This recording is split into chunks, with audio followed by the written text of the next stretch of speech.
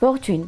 Քվանտային համակարգիչները հաճախ անվանում են ապագայի տեխնոլոգիաներ։ Դրանք խոստանում են արագացնել դեղամիջոցների նոր նյութերի եւ բարդ քիմիական միացությունների մշակումը, սակայն կա լուրջ ինժեներական խնդիր։ Քվանտային չիպերը չափազանց զգայուն են դետալների նկատմամբ։ Չիպի երկրաչափության փոքրագույն անճշտությունն էլ բավական է, որ կուբիտները սկսեն լսել միմյանց այնտեղ, որտեղ դա պետք չէ։ Արդյունքում առաջանում են մակաբուծային ազդանշաններ, խաչաձև խոտաններ, լրացուցիչ աղմուկ։ Ու ամենատհաճն այն է, որ այս ամենը հայտնաբերվում է արդեն չիպի արտադրությունից հետո, երբ դրա պատրաստման վրա ծախսվել են զգալի ռեսուրսներ։ Տրամաբանական լուծումն ամեն ինչ նախորոք մանրակրկիտ հաշվարկելն է, սակայն մինչև վերջերս մշակողները բախվում էին կոմպրոմիսի հետ։ Հնարավոր էր կամ մոդելավորել ամբողջ չիպը, սակայն շատ կոպիտ կերպով ու հաշվի չառնելով նուրբ էֆեկտները, կամ էլ բարձր ճշտությամբ հաշվարկել մի փոքր հատված, կորցնելով ընդհանուր պատկերը։ Սակայն Կալիֆոռնիայի համալսարանի թիմը հայտարարել է, որ առաջին անգամ կարողացել է իրականացնել քվանտային չիպի ամբողջական էլեկտրամագնիսական սիմուլյացիա 1 միկրոն թույլատվությամբ։ Դրա համար կիրառվել են Perlmutter սուպերհամակարգչի ռեսուրսները։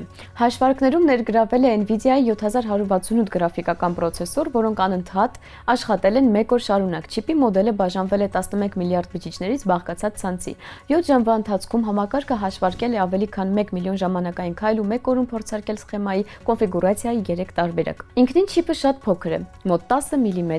10 մմ-ի վրա, իսկ հաստությունը մոտ 0.3 մմ է, սակայն ներսում բարդ բազմաշերտ աշխարհ է, ռեզոնատորներ, նիոբումից հաղորդիչներ, գերհաղորդիչ տարրեր ու կուբիտներ, որոնք պետք է փոխազդեն միմյանց հետ խիստ սահմանված ձևով։ Ընդամենը 1 միկրոն լայնությամբ հաղորդիչի ձևի ցանկացած շեղում կարող է փոխել էլեկտրամագնիսական դաշտն ու ազդել ամբողջ սխեմայի աշխատանքի վրա։ Մոդելավորման համար օգտագործվել է ամբողջալիք էլեկտրամագնիսական սիմուլյացիայի գործիք հանդիսացող Artemis հարթակը։ Այն հաշվի առնում յուրաքանչյուր տարրի երկրաչափությունը, հիմքի նյութերը, հատկությունները, ռեզոնատորների ձևն ու մետաղական կոմունիկացիաների սխեման։ Ըստ էության ստեղծվում է ապագա սարքի թվային երկվորյակը։ Հետազոտողները կարող են դիտարկել, թե ինչպես են էլեկտրամագնիսական ալիքները տարածվում չիպի ներսում ու ինչպես կարող են կուբիտները պոտենցիալ զրուցել միմյանց հետ։ Հաջորդ փուլը վիրտուալ մոդելի համեմատությունն է իրական չիպի հետ։ Եթե հաշվարկները համընկնեն գիտափորձի հետ, քվանտային պրոցեսորների մշակումը կարող է դառնալ շատ ավելի արագ եւ էժան։ Աշխարհում, որտեղ 1 միկրոնի սխալը կարող է խաթարել քվանտային տրամաբանությունը, ճշգրիտ սիմուլյացիան կարող է լինել ոչ թե պարզապես օժանդակ գործիք,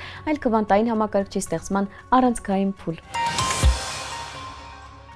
Ֆիզիկական ակտիվությունն իրոք պաշտպանում է ուղեղը, սակայն ինչպես պարզվում է, ոչ անմիջապես նեյրոնների միջոցով։ Սան Ֆրանցիսկոյի Կալիֆոռնիական համալսարանի հետազոտողները պարզել են, որ սպորտի հիմնական ազդեցությունը կապված է արյուն ուղեղային պատնեշի վերականգնման հետ։ Սա անոթային պաշտպանական համակարգ է, որը իզոլացնում է արյունն ուղեղային հյուսվածքից։ Հետազոտությունը ցույց է տալիս, որ վարժություններն ուղեղը նորոգում են դրսից, ամրապնդելով այդ օրգանը եւ մնացած մարմնի միջև սահմանը։ Արյուն ուղեղային պատնեշն աշխատում է որպես ֆիլտր, այն բաց է թողնում սննդանյութերն ու պահում պոտենցիալ վնասակար մոլեկուլները, սակայն տարիքի հետ այդ պաշտպանությունը թուլանում է, անոթի պատերը դառնում են ավելի թափանցելի, ուղեղը ներթափանցում թունավոր միացություններ ու ժեղանում է, բորբոքում է։ Նման փոփոխությունները կապում են կոգնիտիվ կարողությունների անկման եւ նեյրոդեգեներատիվ հիվանդությունների, այդ թվում Ալցհեյմերի հիվանդության բարձրացած ռիսկի հետ։ Մի քանի տարի առաջ նույն թիմը նկատել էր անսպասելի մի բան։ Ֆիզիկապես ակտիվ մկների մոտ լյարդն արտադրում է GPLD1 ֆերմենտի ավելի մեծ քանակություն, իսկ այդ ֆերմենտի չափաբաժինն ուղիղ կերպով փոխկապակցվում է ուղեղի աշխատանքի բարելավման հետ,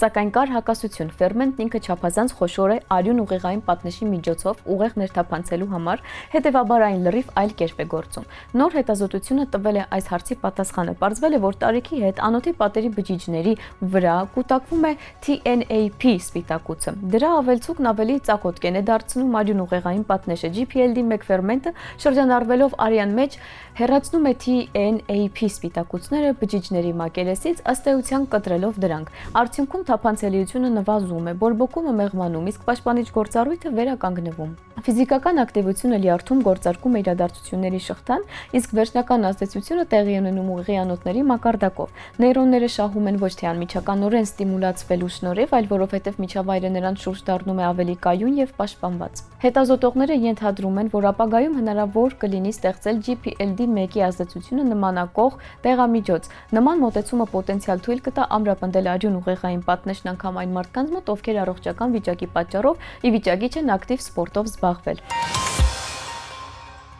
Մոտ ապագայում տեխնոլոգիաները ջնջել են մարդկային մարմնի ու մեքենայի միջև սահմանը, ու սա այլևս ֆանտաստիկա չէ, այլ սոցիալական գիտափորձ։ Պերիֆերիալ սերիալը Ուիլյամ Գիբսոնի համանուն վեպի էկրանավորումն է, հեղինակի, ով ժամանակին կանխատեսել էր կիբերտարածությունը։ Պատմության կենտրոնում մի աղջիկ է, ով հասանելիություն է ստանում խորհրդավոր տեխնոլոգիայի, նրա գիտակցությունը միանում է սինթետիկ մարմնին, պերիֆերիալ սարքին, որը գտնվում է 21-րդ դարի վերջին Լոնդոնում։ Սակայն սա ոչ խաղ է, ոչ էլ սիմուլյացիա։ Սա իրականություն է, պարզապես ժամանակային գծի մեկ այլ ճյուղից։ Սերիալն ուսումնասիրում է պատմության, քվանտային ճյուղավորման, թվային անմահության ու ծայրահեղության հասցված սոցիալական շերտավորման գաղափարը։ Հարուստները բառացիորեն անցյալից կառավարում են ապագան, իսկ տեխնոլոգիաները դառնում են իշխանության գործիք։ Պերիֆերիալը պարզապես կիբերպանկ չէ, սա մտորում է այն մասին, թե ինչ կլինի, եթե մարդկային գիտակցությունն այլևս կապված չլինի միակ մարմնի եւ միակ ժամանակի հետ։ Իսկ այսօրվա համար այսքանը, կհանդիպենք։